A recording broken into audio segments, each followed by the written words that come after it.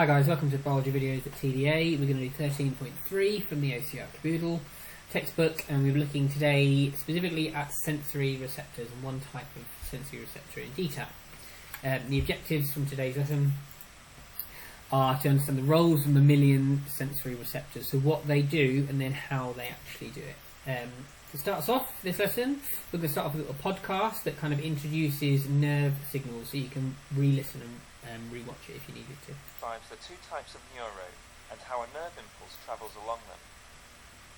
A nerve impulse is a wave of electrical energy that moves along a neurone. There are two main types of neurons, the sensory neurone and the motor neurone. Nerve impulses happen in the same way in both types. A neurone contains an axon surrounded by a fatty myelin sheath. It is the axon that the nerve impulse travels along. A nerve impulse can only travel in one direction along the axon. Therefore, in sensory neurons, the nerve impulse travels to the brain, and in motor neurons, the nerve impulse travels from the brain. During the resting potential, a nerve impulse is not travelling along an axon. In this state, there are a lot of positive sodium ions outside the axon membrane, and very few sodium ions inside the axon membrane. This is because there are carrier proteins on the axon membrane that actively pump the sodium ions out of the axon. These carrier proteins are called sodium-potassium pumps and require energy. As the sodium ions are pumped out of the axon, positive potassium ions are pumped into the axon. For every 3 sodium ions pumped out, 2 potassium ions are pumped in. However, there are also potassium voltage-gated channels in the axon membrane which stay permanently open. These allow potassium ions to diffuse out of the axon again.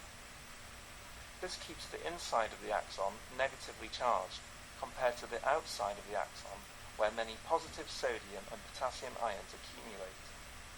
The usual resting potential of an axon is minus 65 millivolts, and the axon can be described as polarized. So that's what's happening while the axon is resting. Now what's happening when impulses actually travel? A nerve impulse occurs when the resting potential is altered, or when the axon membrane is depolarized. This produces an action potential. An action potential is brought about when the energy from a stimulus opens sodium voltage-gated channels, letting sodium ions flood into the axon. As the sodium voltage-gated channels let more sodium ions into the axon, this causes more sodium voltage-gated channels to open. As the positive sodium ions rush into the axon, this causes the inside of the axon to go from negative to positive. When the inside of the axon is at plus 40 millivolts, it is now an action potential. The action potential moves along the axon, as sodium voltage-gated channels further along the axon open and allow sodium ions into the axon. So, it is actually the rapid change from a negative to positive charge inside the axon that causes the nerve impulse, not a wave of electrical energy. Behind the action potential, the axon begins to change back to its resting potential state. Once the voltage inside the axon is 40 millivolts, the sodium voltage-gated channels close and more potassium voltage-gated channels open, allowing even more potassium ions than normal to diffuse out of the axon. This movement of lots of positive ions out of the axon makes the inside of the axon temporarily more negative than usual, to around minus 70 millivolts. This is called hyperpolarization, and means that for a short while, no other action potential can travel along the axon. This short period of time is known as the refractory period. Now, the non-permanently open potassium voltage-gated channels close, and the sodium-potassium pumps once again pump sodium ions out of the axon. The axon then returns to its resting potential state and is said to be repolarized. This whole episode takes only 4 milliseconds. Action potentials produce a very distinctively shaped graph, which you should look up and learn. You should be able to describe what happens at each stage of the graph, which channels are open and which are closed, and when sodium-potassium pumps are working. Now, to finish off, let's have a think about some typical questions.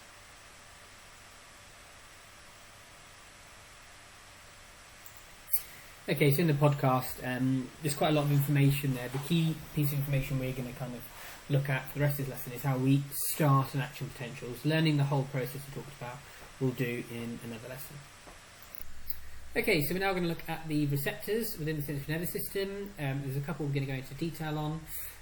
Okay, so what receptors do is they take an external stimulus and they change it into a new type of energy. So it converts one type of energy into another type of energy. So with light in our cone cells, it will be light and then turn that into electrical energy. It could be touch, it could be temperature, and all of these different receptors transduce and change energy from one form to another. And we call this energy an action potential. The whole reason that we want to do this is we want to create what we know of as a nerve impulse that goes down along the axon and then to another neuron. Now, for this to occur, we have to reach something called the generator potential.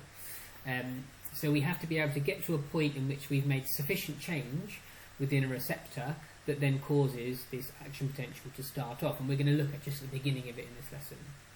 So the example that we really need to learn for our A-level are mechanoreceptors. And you find them in the skin, and you'll find more of them in more sensitive areas of your body. So if you take a pen or a pencil, and you can do a little home experiment where you can take two pencils and then you can poke yourself in the finger with them and see at what point can you tell that there are two different places in which you're being poked with two different pencils. And you can compare that from your finger to your face to your lip, and you'll find less sensitive areas such as parts of your back or on the ends of your elbows. And you can kind of see that there's more dense areas with more receptors at more sensitive parts of our skin. Okay, so how do they do it? So how do these mechanoreceptors, how do they take this this touch and convert it into an electrical signal? That's what we need to learn. So we've got our Pacinian corpuscles, and they're the main one that we're going to learn. And what they are is they are lamellated, which is this outside connective tissue. It's often referred to as lamellate corpuscle. So it's a pressure receptor, and it's got multi-layered connective tissue, and that encloses a dendrite. So that nerve ending is a dendrite that's then exposed. And then you have lots of other different types of receptors that work in a similar way. So you have a Meissner corpuscle, you have a Merkel disc, you have a nociceptor that look at pain, and you've got thermoreceptors that detect temperature, and chemoreceptors. And a lot of them work by having these dendrites or bare neurons sticking out that then changes can occur to them. We can see that this section of the neuron is myelinated, so the dendrite that's sticking out towards the end are not myelinated, just on the end. So we're not saying this is not a myelinated neuron, it's just on the end. So the way it works is then pressure will be applied via touch, so physical kinetic energy is going to be pushed into these Pacinian corpuscles. And then what we refer to as stretch-sensitive sodium channels, which are found on the dendrites, are then going to have these changes from moving sodium in and out. Now we'll learn a lot more about what resting potential is and what an action potential is in later lessons.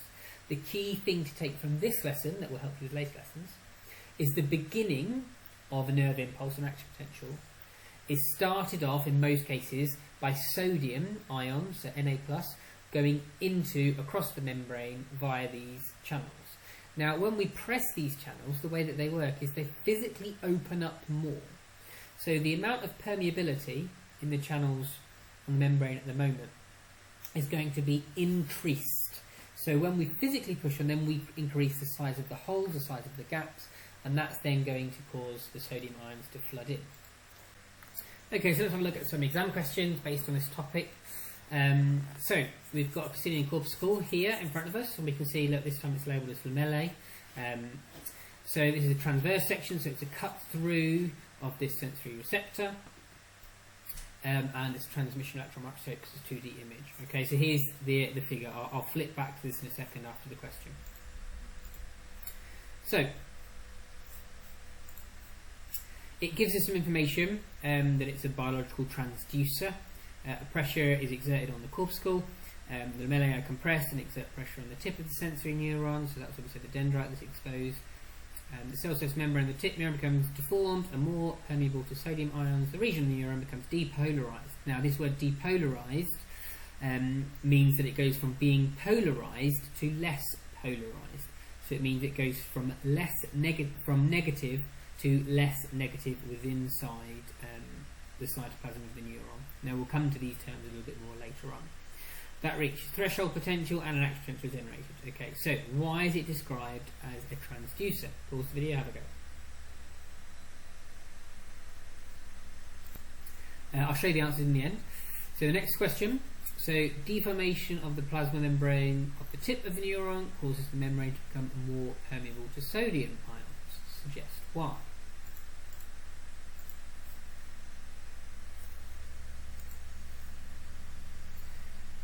Next one. The generation of an action potential follows the all or nothing law. Explain what this means. Now we haven't done this yet, we will do it, but you could probably have an idea of what I've said. And what do you think all or nothing law might mean in terms of the generation, the generator potential? And the final question in this section, describe how information about the strength and intensity of the stimulus is communicated to the brain. Again, we haven't covered this yet, but we will. See if you can have a go at this one anyway. Okay, so key point about transduction if we go back to the question. Why is it described as a transducer? So the idea is it converts one type of energy into another form of energy. So mechanical, so mechanoreceptor into electrical energy. Okay, and again the idea of the deformation of the membrane. Oh, sorry, that's the second question. So the key point with the first one is you're changing one type of energy into another. Question 2. Why is it more permeable? So the idea that the membrane is becoming deformed in some way. So we said that it either causes the channels to open more or it creates gaps within the bilayer itself. And that's going to, and the key point is it's going to cause more sodium to come through. So the third question about the all or nothing law, if you can kind of get there, you might have got it right. The idea is if you don't have a big enough stimulus, it's not going to occur. So the all or nothing states that if the stimulus is not strong enough, if we don't reach this value, this threshold, then the depolarization won't occur. We won't generate the action potential, which is all that means, but again we'll cover that later. And then finally the last question is a little more difficult because we haven't covered this at all. Describe the information about the strength and intensity of the stimulus communicated to the brain. So action potentials don't get bigger or smaller, they just become more frequent. Okay, so the frequency, how often an action potential occurs, is increasing the strength of the stimulus. It's not a bigger depolarization. Every single one that we do is the same as action potentials. Again, we'll learn about this later on. Okay, let's go to the second section of questions. So I expect you to get questions similar to this, which will link different parts, because I'm breaking down the questions for you into exact sections in the books, but you're probably going to get crossover of different sections. So this is quite a common idea. So, squid are an order of aquatic animals. Many species of squid show a reflex, so we have reflexes. We know about that a little bit. A sensory receptor called a statocist detects change in the body position of the squid in their aquatic environment. The reflex response corrects the squid's body position, so it keeps it upright. Okay, right. That's information. It's important for the question, but the question itself is saying describe the components and events involved in a reflex arc. Have a go.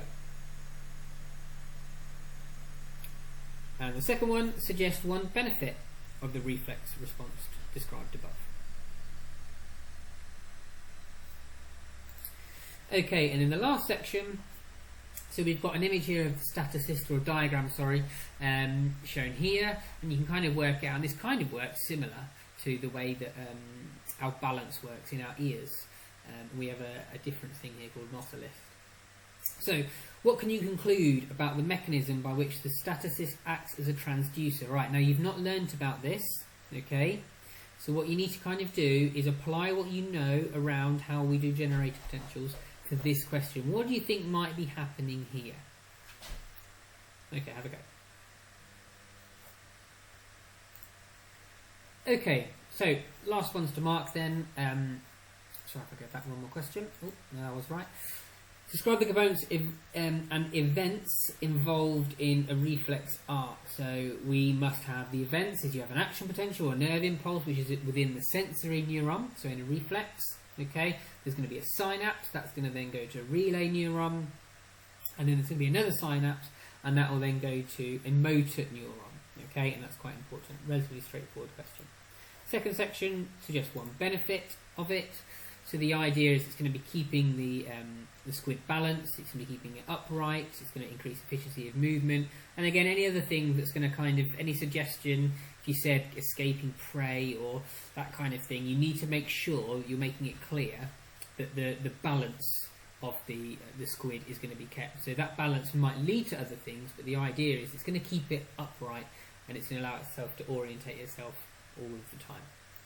And the final one, what can you conclude about this as a transducer? So the idea is it's converting what type of energy here, because you've got movement, so it can move within the statocist. So it's going to take some kind of kinetic energy, it's going to convert it into electrical energy. We've learned that before, relatively easy. Okay, and how does it do it? Well, it looks like these statoliths are the things that are going to be moving around within the statolith within the statocist. And that's going to cause the membrane of sensory hairs to depolarize. That's going to cause these depolarization to occur from here. And although it's not mentioned in the mark scheme here, the kind of thing I'd expect you to put is it's going to cause the influx of sodium ions. Okay, so that's it for this lesson. Thank you very much. I'll post another lesson either later in the week or start next week. Thank you.